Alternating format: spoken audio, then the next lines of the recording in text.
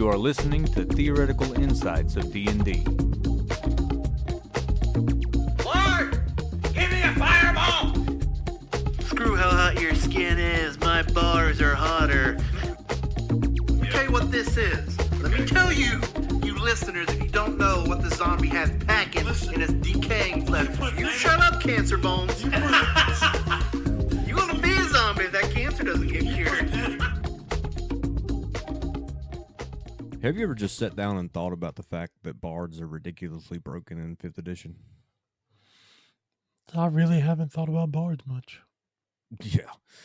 Well, let's stop and talk about a bard for just like half a second, okay? So, you are considered an expert. Mm-hmm. Not only are you getting jack of all trades, but you're also getting expertise. And I believe, if I'm not mistaken, you're getting expertise twice. So let's I'm gonna go back into the bard again real quick, because I believe you get expertise twice. Yeah, 3rd level you get expertise, 10th level you get expertise. Yeah, you get expertise in like four skills. Yeah, you're essentially a magical rogue. Oh, it's not even so much that. You're not even so much a magical rogue. You're a magical rogue ranger druid almost. That's kind of how well, you say maybe, but I mean, there are things that the druid can do that the bard can do. There are things that the ranger can do that the bard can do, and there are things that the rogue does that the bard can do. Heck, you go into some of these subclasses that Wizards of the Coast has published, like the College of Swords and Valor, and that's a fighter. Can you shapeshift into an animal as a bard? Yes, because they have Not access polymorph. they have access to polymorph, and that counts. Then a wizard or sorcerer is a freaking druid too. No, I'm not saying they are. I'm saying they can do the same things. You get what I mean? They're Because, a caster that can cast like a druid, yes. well, they're different than a druid, and yet they do the same thing. They can do the same thing as a druid.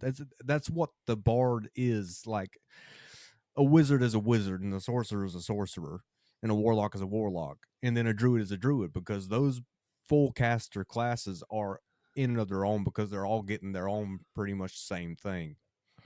But the bard is like, I don't know, it's kind of a mixture of all of them if you think about it. One of those jack of all trades, master of none. Pretty much. While he Either sits in way. a corner and cries, playing his lute. Because nobody showed up to his live gig. Yes. Either way, hey guys, I'm Rob. And I'm Eric. And welcome back to another episode of Theoretical Insights of D&D, where today we are wrapping up the Kobold Press Bard subclasses that we have access to. And we're going to start, after our little bit of a rant on the Bard, on the College of Shadows. Shadow Singers undergo careful training before they're sent out into the world. Skilled in both music and manipulation, they're the perfect blend of charm and cunning. The tricks they learn in their tutelage make them ideal for the subtle work of coaxing. Man, English. the subtle work of coaxing out secrets, entrancing audiences, and dazzling the minds of their chosen targets. Excuse me. I'm about to pull out. It's allergy season. Yes, it is. I dosed up on some Benadryl earlier. Oh, yeah, it doesn't do me any good anymore. At 3rd level, you gain proficiency in 3 skills of your choice. Just Okay. straight off the bat, like you didn't already get that to begin with. Right. Also, you gain Mantle of Shadows. Starting at 3rd level, you can spend an action to twist the shadows around you for 1 minute or until your concentration ends. For the duration, you gain advantage on stealth checks, and you gain the benefits of 3/4 cover as the shadows themselves obscure your passing. Okay. What? 3/4 cover is +5 to your AC. This is the third. This is 1 minute. I'm done. I don't give a crap what the rest of this subclass says. This is. Oh, dear Jesus. We're 5 minutes into the episode. 5 minutes. I can't have 5 minutes of peace. This is just a third level. And it lasts for 10 rounds of combat. This is Oh. stupid. And it's, hold on. Wait a minute. Somebody right here. This is not based on proficiency either. No, it's not. You This is just just get to do it. as in action for 1 minute. Or until your concentration ends. Which, Whoop-de-frickin-do. Do it Granted- again next turn. now, here's the thing. As a bard, you are only proficient with light armor. However, if you have a +4 to your dexterity, because you're kind of smart when you're putting your stuff together, you get 11 + 4, which is 5. So at third level, you have a 20 AC for 10 rounds of combat. And when you're at third level, you shouldn't realistically be facing anything with more than a +5 to hit. And the advantage on stealth. You remember that whole conversation that we had about the bard doing some stuff that the rogue does? Yeah, this is now a this is- rogue. No, this is not. This is a combination of a Twilight cleric and an assassin. This is a rogue with a flute. And he's gonna hide in the shadows and play his little flute This and scare the piss out of everybody. literally scared the piss out of everybody. Oh, wait a second. Yeah, there's more at third level. Lover's Haste. At third level, you can dash as a bonus action while under the effects of Mantle of Shadows. Well, you already gained that with your cunning action. No, This is not a rogue. Yeah. Wait a second. This already got. It's thrown me off. Dude. Oh my God. Who created this? what Authors, senile man? I'm for gonna our look it up. author section on this thing. I have to go on an hour rant about somebody here in a minute. Jeez. That's ridiculous. Who created this subclass? I know it's from Cobalt Press, but okay, I was putting whoever wrote this, who hurt you? Especially to call it Lover's Haste. They play. No, it's not. They played in a game at some point in which their DM just targeted them and was like, you know what? I'm going to create something that's going to be so annoying. You know, that gives me a thought. I'm going to have to create a character now. You can shove it straight up your butt too. Put it where the sun don't shine. What a better place to test something than Jormungandr. Nah, I think I'm good, man. This is not even. This is just third level. This is your starting subclass features.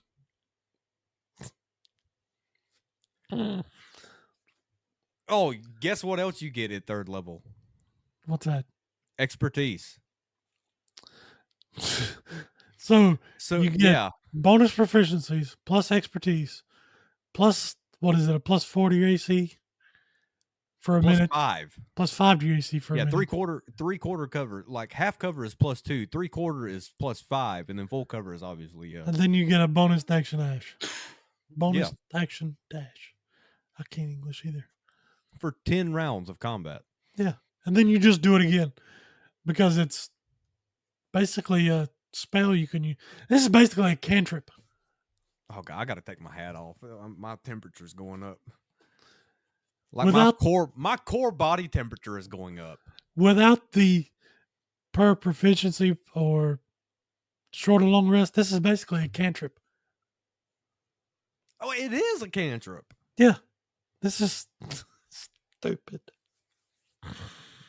How? There's no limit. You Yeah. can do it. You do it one round, you have it for 2 rounds of combat, and you get hit and you take too much damage, right? So your concentration ends. Well, you're just like, you know what I'm gonna do? I'm gonna do it again. And I'm then gonna you gain can another bonus 4 action a rounds. spell because this is not a leveled spell. This isn't even a spell. Yeah. It's like the cleric's or the paladin's channel divinity. Just be glad it's not like the fighter's second wind. Well, second wind's a bonus. Be glad it's not like action surge where it's for free. I picked a horrible night to stop drinking. You're telling me, and I think I never really even drank, but I'm about to start at this point. 6th level, we got to keep this going. It's just, 6th level, you gain cunning insight. My voice is going to be shot. You know exactly where to hit your enemies, so it will hurt the most. Oh, here we go. You spend an action focusing on a target, after which the target must make a wisdom saving throw versus your spell save DC. On a failed save, choose one of the following. You gain advantage on your next attack roll against the target. Cool. You gain knowledge of the target's damage vulnerabilities. What? You gain knowledge of the target's damage resistances and damage immunities. What? You gain knowledge of the target's condition immunities, and you can see any illusions involving. You can see through any illusions involving the target. Can I just? You pull open a book that's got every creature known to man. This subclass got me dying over here. So, this is the subclass of the metagamer. Yeah. This is the subclass of the metagamer. The kid's got all the whole monster manual pulled up on a second screen. I know what it does. This is the book for Monster Hunter. It really is the book for Monster Hunter. You're just carrying it around with you in your head. Shadow Singer. At 14th level, you are a master at weaving stories and influencing the minds of your audience. With the power of one performance, you can make or break someone's reputation. Okay. Oh, dear God. Oh, I don't like how that's worded. You spend at least 1 minute performing, relaying a tale through song, poetry, play, or another medium. At the end of your performance, choose a number of humanoids who witness the entire performance up to a number of 1 plus your charisma modifier. Each target must succeed a saving throw of wisdom against your spell save DC, and on a failed save, the target suffers one of the following. They believe the tale that you told is true and will tell others the tale as if it were the truth, even under magical compulsion. So even under a zone of truth, they're taking this as the gospel.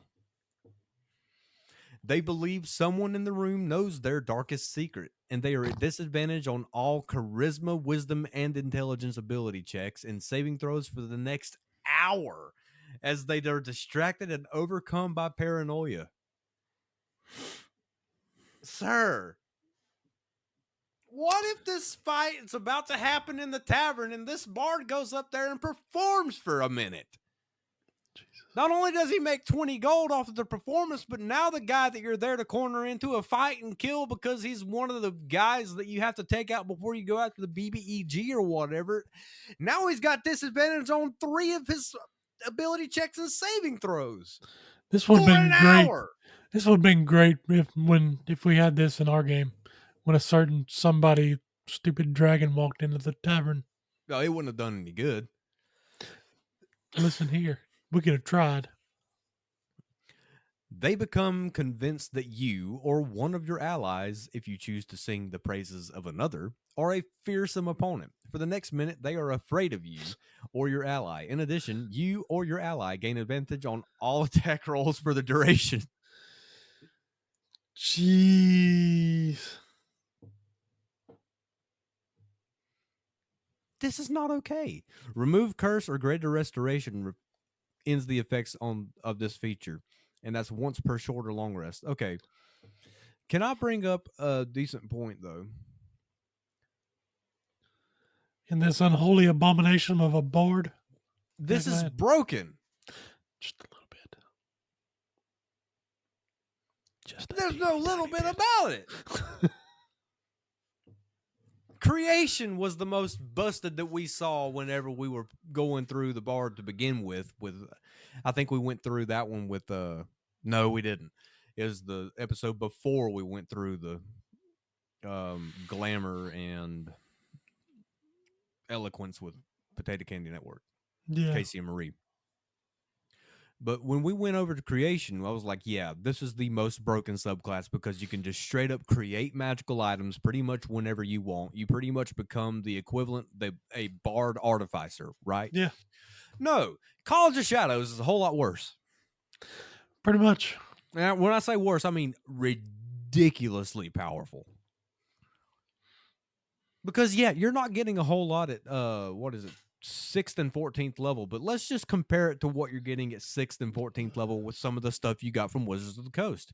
So like College of Swords, at 6th level you got extra attack. At 14th you got Master's Flourish, to where you can roll a d6 and use it instead of expending a Bardic Inspiration die when you use your Blade Flourish option. College of Whisper, Mantle of Whispers, and Shadow Lore, both of them kind of useless. College of Creation, that's the animating performance where you create a dancing item that is a pretty much a the dancing sword and stuff like yeah. that. And then the creative crescendo. When you use your performance or creation feature, you can create more than one item at once. The number of items equals your charisma modifier, minimum of 2 items. If you create an item that would exceed that number, you choose which of the previously created items disappear. So you can go up to like 5 you can do no, it was the performance of creation. That was where you create you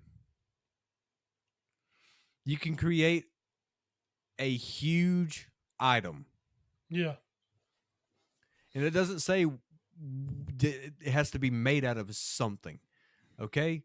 So the value of the item can't be more than 20 times your bard level. You can create something at 14th level up to 280 gold pieces worth. College of Creation. College of Lore at 6th and 14th level. You're getting additional magical secrets and peerless skill. College of Valor is an extra attack and battle magic. This thing is giving you an option of 5 choices for 6th level and an option of 3 choices, in which both are stupidly overpowered for the game set, for any game setting. It doesn't matter what game you put this in. You could put it into Storm King's Thunder. Drop it into the middle of Midgard that Cobalt Press has put out. Drop it into the middle of Curse of Strahd. Drop it into the middle of Wrath of the Dragon and mine. Drop it into the middle of Duck's Dragon Age game. It breaks it. Yeah. Absolutely breaks it. The one redeeming factor that they have given this is they did not give it medium armor proficiency. If they had medium armor, it would be completely. But then you could always take a feat for that. Well, oh man, you shouldn't even brought that up. Yeah, you're right, because if you look at the table, you get let's see, 1, 2, 3, 4, 5. If you go all the way up to 20th level, you get 5 ability score improvements. That's 5 feats, 2 of which can be used to gain medium armor proficiency, and then medium armor master, to where you can add +3 from your dex instead of +2. This is possibly the dumbest subclass we have covered yet. And somehow I like it. Oh, no, I like it too, but I would absolutely not allow any of my players to ever play that. Dang it. Not unless I planned long beforehand as to how to completely shut you down. Because here's the thing. Remember the power game, or not the power game, the power gap episode that we were doing that we did at the very start of like season 2? Yeah. Well, here's the deal. Just this Mm-hmm. would outperform absolutely everything else in the party. Yeah. Because at third level, the highest AC you're going to see realistically without any kind of magical items, which at third level you shouldn't have unless you're an artificer and you're only going to be able to have like 1 or 2 +1s. And depending on what kind of artificer you are, you'd only be able to get up to a 20 with a heavy armor and shield +1. And Yeah. realistically, you'd probably want to use a weapon instead. Because third level, you have a garbage to hit with and damage. So your fighter with the heavy armor and shield, the only way they're going to hit 20 is if they start with plate mail or plate armor. Yeah. Barbarian unarmored defense is only going to be around 15 or 16 unless they got really good rolls. This bard's over here with a minimum of a 16 AC, and that's with a +1 to dexterity. That's not if they did. That's if they took studded leather armor with a +4 from dexterity. That's a 16 +5 from their 1 minute transformation into the shadows, and they get a 21 AC. And then they've got expertise for their skills. They're proficient in like 6 different skills to begin with. Mm-hmm. Doing bard utility and control spells like Dissonant Whispers, Tasha's Hideous Laughter, Vicious Mockery, and stuff like that. Yeah. It's broken. It's absolutely broken. I don't see how, like, I do not see how that made it through play testing as the way it is right now. For the memes, is all I can say. Would have had to have. Let's move on to the Bards of Tactics. Bards of the College of Tactics are calculating strategists who scour historical records of famous battles for tricks they can use to give their own troops and those of their patrons an edge on the battlefield.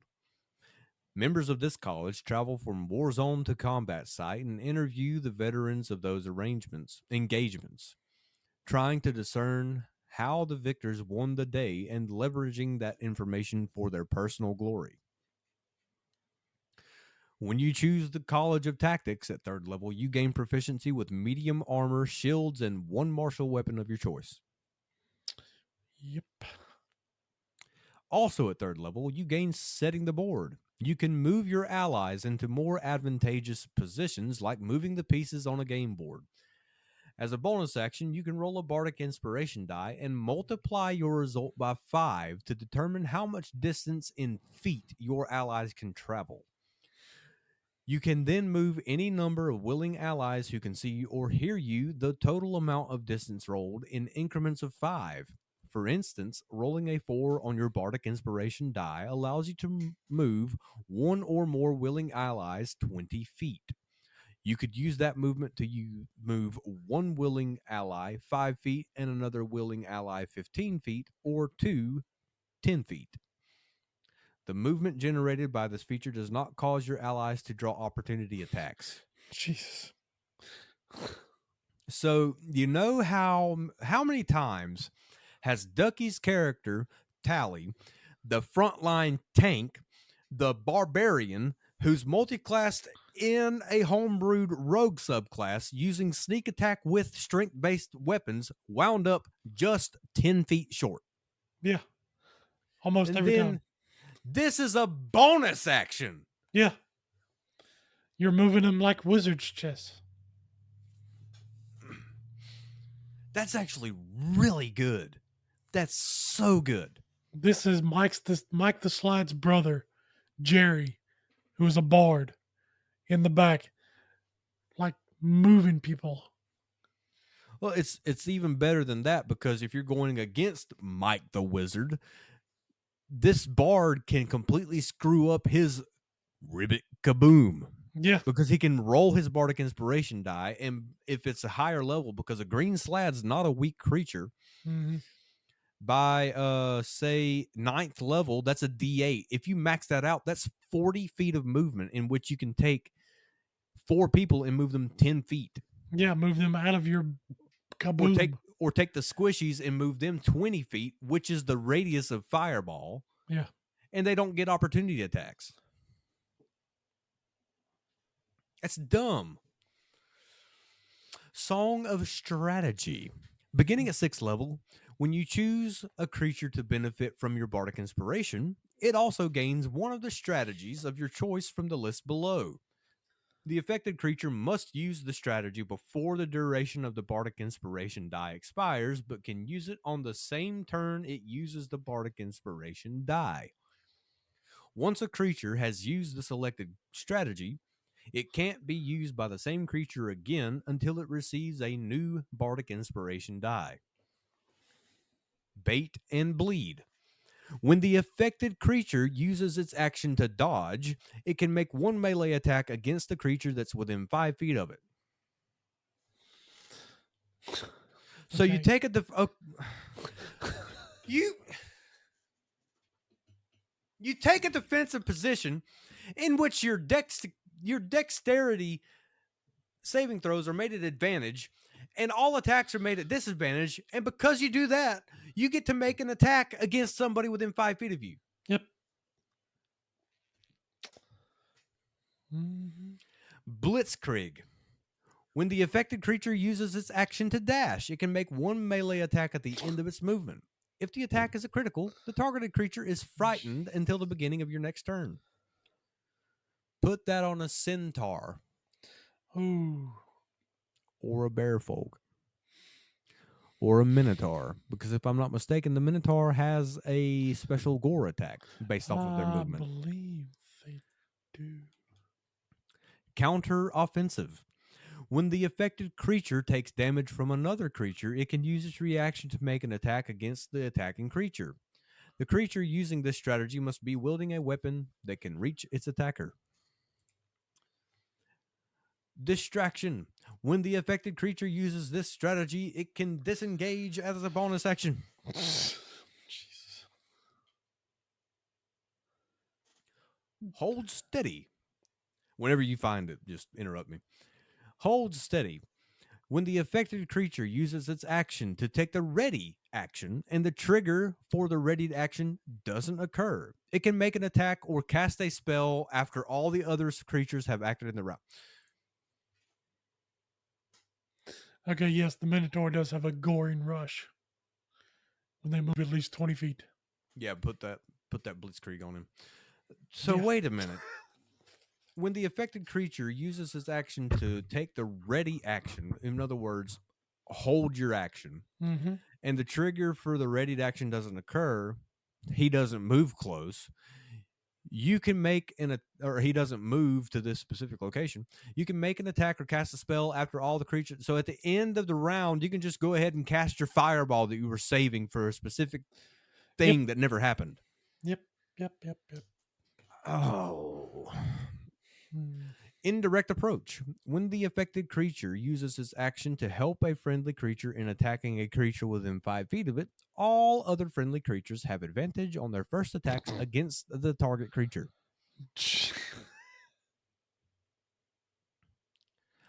Rest and recovery.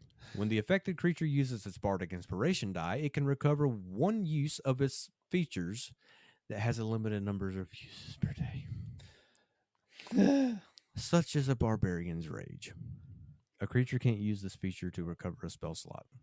Who cares? If you're playing a wizard, then you can go back into arcane recovery, and then you can get a spell slot. Yeah. This is almost as bad as the shadows. Yeah, I see what I call it, the tactician. Oh, it's definitely a tactician. Yeah. It's a tactical little bastard, is what it is. Ablative inspiration. at 14th level, when you take damage from a spell that affects an area. Oh. When you take a damage from a spell that affects an area, you can use your reaction to redirect and dissipate some of the spell's power. If you succeed at the spell's saving throw, all friendly creatures within 10 feet of you are also treated as though they succeeded at the saving throw. You expend 1 use of your Bardic Inspiration die when you use this feature. You know how many uses of Bardic Inspiration you have at 14th level? Quite a few. Let's go back and look at the rules of Bardic Inspiration, right? So, Bardic Inspiration. Your Bardic you can use this feature of times equal to your Charisma modifier, and you regain expended uses when you finish a long rest. Guess what? Mhm. By this point, you should have a +5. You Mhm. can do it 5 times. Yep. And if the bard fails, then the artificer just does flash of Flash of genius, genius. and they succeed. And Everybody within 10 feet of them succeeds. This is, yeah. those are. I'm not gonna lie, I still really like criminology because these two are just broken. And I could see, like, mid battle or beginning of battle, they have like a, what was it, Tiamat's tiny hut deal, where it just puts him up on a 20-foot podium, and he's looking down at everybody. Just, you do that, you do that, you do that. Here, I'll move you. This is. Oh, you all failed. I succeed on the fireball. Go ahead and pass. Yeah. Take half damage. Oh, you're also resistant? Take half of half. Take a quarter damage. You know, just take that 20, make it a 10, and then make it a 5. You're welcome. All I have to do is succeed. Oh, this guy's another stupid one. And I want to play it so bad. Finally, the Greenleaf College. The Greenleaf College was founded by Elfmark, who sought to record their varied heritage. Mhm. Drawing from elven lore and power, Greenleaf bards strengthen their connection to nature through their magic and their tales. They convey the rejuvenating strength of the forests and rivers to their allies. Guess what? You get an expanded spell list. When you join this college at 3rd level, you gain access to Entangle and Goodberry, Pass Without Trace, Spike Growth, Conjure Animals and Daylight, Conjure Woodland Beings and Dominate Beast, Commune with Nature and Tree Stride. Pretty Here's good your spells. druid. That's what I was getting at. Also at 3rd level, you get Rejuvenating Inspiration. You learn to infuse your Bardic Inspiration with a magical seed of healing energy. When a creature uses a Bardic Inspiration die from you to increase one ability check, attack roll, or saving throw, it also gains temporary hit points equal to the number rolled on the Bardic Inspiration die plus your Charisma modifier. Nice. And that right there settles the debate that me and Jeremiah had. Cobalt Press has said it. Of healing energy, temporary hit points, temp health is healing. Yeah. It is technically healing. Land Stride. At 6th level, moving through non-magical difficult terrain costs you no extra movement. You can also pass through non-magical plants without being slowed by them and without taking damage from them if they have thorns, spines, or similar hazard. In addition, you have advantage on saving throws against plants that are magically created or manipulated to impede movement, such as those created by the Entangle spell or Spike Growth. Yep. And at 14th level, Vital Surge. As an action, you can expend 1 use of Bardic Inspiration to magically remove 1 disease or detrimental condition affecting a creature you can see within 60 feet. Do you have this in front of you, Eric? Yes, I do. Let's do this. Those conditions can be blinded, charmed, deafened, frightened, paralyzed, or poisoned. Mm. It's like, oh, buddy, you got paralyzed? Just don't worry about it. Those ghouls can't touch you anymore. It's okay. You're safe, my friend. I could just Let me see just him give playing you the lute. You're not paralyzed anymore. Just he's just sitting there. You're still standing. Yeah, yeah, yeah. You're still standing. Oh, dear Jesus. The- It's not this quite was- as broken, but it's really good. No, it's not broken at all. Realistically, the healing can get kind of out of hand, but it's based off of your charisma modifier. So realistically, it's going to be useful because it's not like you're not also going to have healing word, right? Yeah. So you're going to be healing like crazy. Land stride for you to be able to get around the battlefield to keep healing. Awesome. Vital surge. That's just ridiculous. Yeah. Now, granted, it is an action, and that action compared to the action, well, it's more of a selfish action compared to the action. You get 10 rounds of combat worth of +5 to AC and advantage on stealth checks. It's nothing, but honestly, this is a lot more useful. But you got to think. Yes, this is an action for Vital Surge, but it's not taking a spell slot like Remove Curse or something Yep. like that. Yeah, that's very true. The only thing is that it is taking use of your bardic inspiration, so you're losing that at 14th level. You would only have say 5 by 14th level. You would have 5 uses of a D10 of bardic inspiration, so you would have to use your bardic inspiration, leaving you with 4. Now, granted, you get your bardic inspiration back on a short rest if you get one, Yeah. right? So realistically, I think this is more useful. Definitely useful. Overall useful. It's not as broken. Nowhere near as broken. No. Well, those are the Bard subclasses that we have access to. Broken as they may be. Oh, dear Lord. What's your Oh. top 3, Eric? And Oh. why? Give us a build with it, too. Oh, dear God. Let's see. Let me go back and look. Well, I want to play. I'll do number 3 as Echoes because I want to play a Batfolk College of Echoes Yeah, because that would be Yeah. really fun to play. that would be interesting. What about your number 2?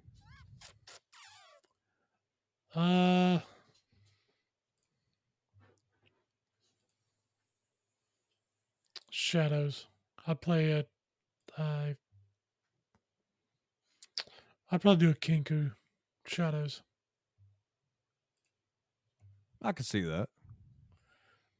Just for the 14th level when you're sitting up telling stories, you're reciting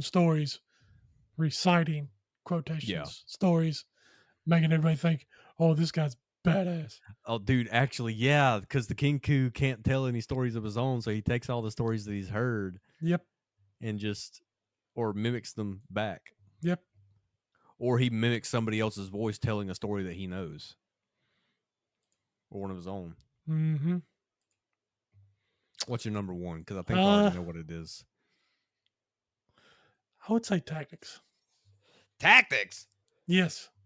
A You left Leonin one Tactics off. Bard. Oh, absolutely. I'm fine with that. But you left a subclass off of this list, sir. This is my honorable mention for the memes that I would just love to play. The freaking entropy. Just for the wild magic table. Well, I mean, yeah, turning into a succulent ham.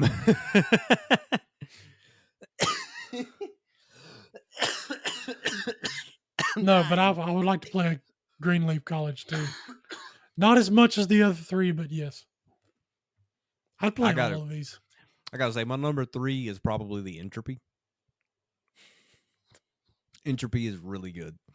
It is really good. It is that wild magic table of turning into a succulent ham. It's somehow twice as funny as turning into a potted plant, Yes. right? If you turn into a succulent ham, it's going to be juicy. You know, you, Be thick, I can juicy. I can finally be a juicy, thick piece of meat.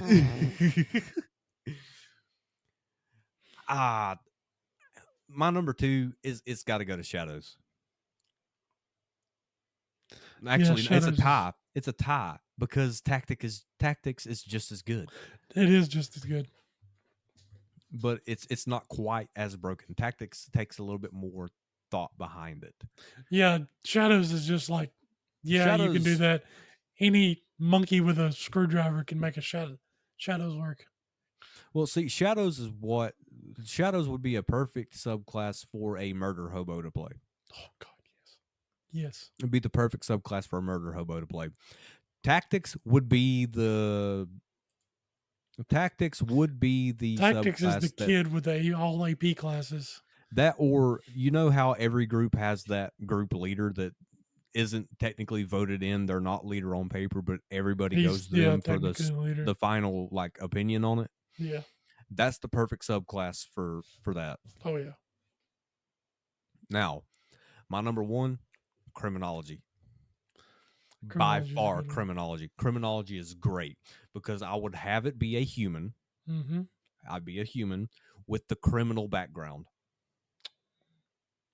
who left that life behind and then went into the College of Criminology and started using his instincts and knowledge from his background of being a criminal against the organizations that he So now you led. turned into a snitch. Absolutely. Snitches get stitches. This is the one that's giving out stitches, buddy. Because don't forget, Bardic Instinct. When a creature Yeah. has Bardic Inspiration die that you gave him and is damaged by a hostile creature's attack, it can use its reaction to roll the Inspiration die and reduce the damage by twice the number rolled, and it goes up to a D12. Yeah. And if it's reduced to 0, they can make a single melee attack against the attacker as part of the same reaction. Yeah. Yeah. All This these are really is- good. All of them are ridiculously good. Unlike the Barbarian, because Path of Ancients, was it Ancients or Ancestors? Ancestors. Path of the Ancestors was just weak. Yeah. Blizzard's Heart was okay. It wasn't the greatest. Right.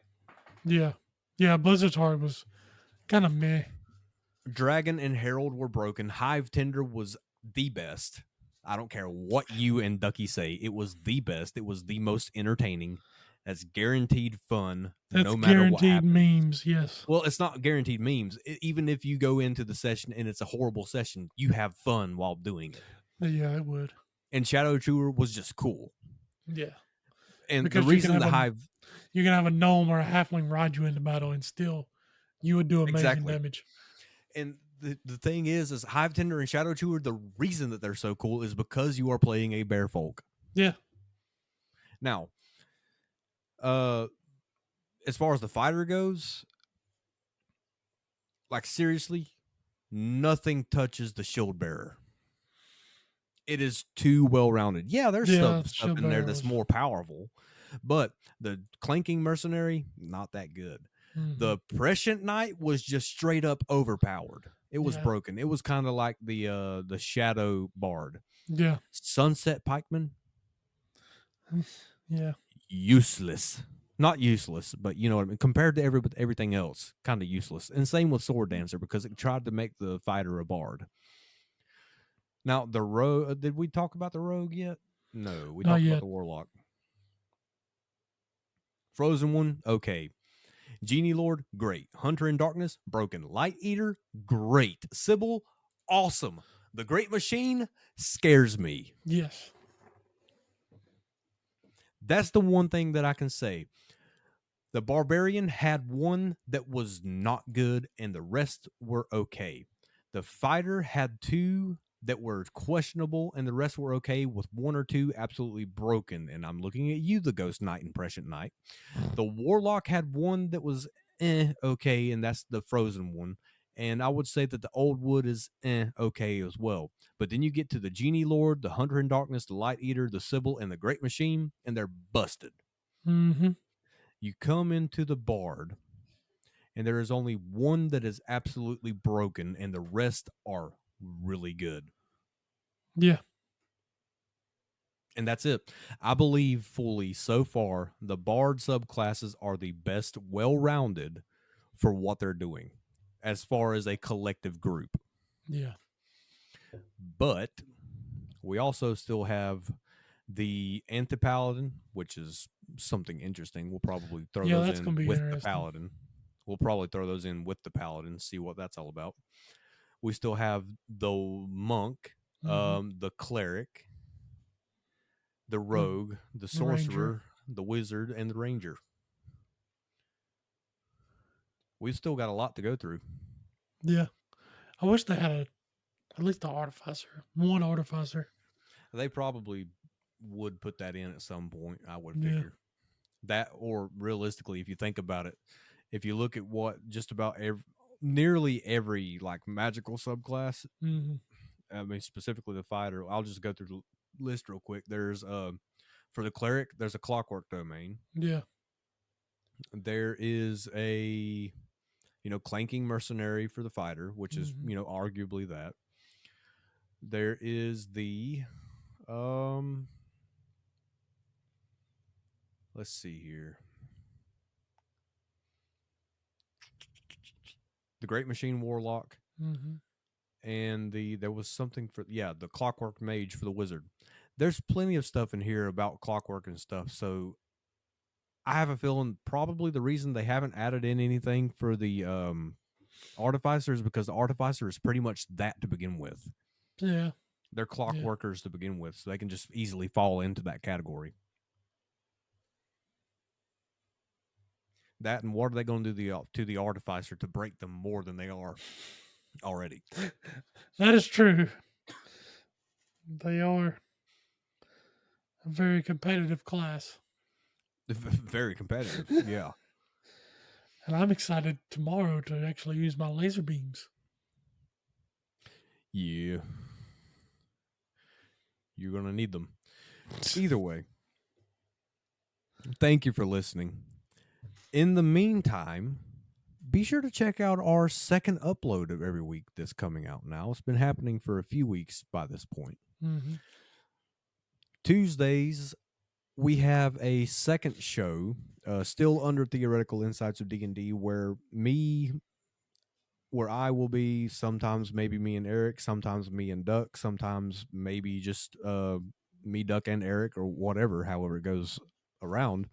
We'll be giving you some DMing tips, some insights into certain things, along with covering some TTRPG news. So be sure to check that out as well, because it's going to be a little bit different from our Saturday uploads. Saturdays are going to be remaining the absolute ridiculousness that they are, where we try to be entertaining and fell.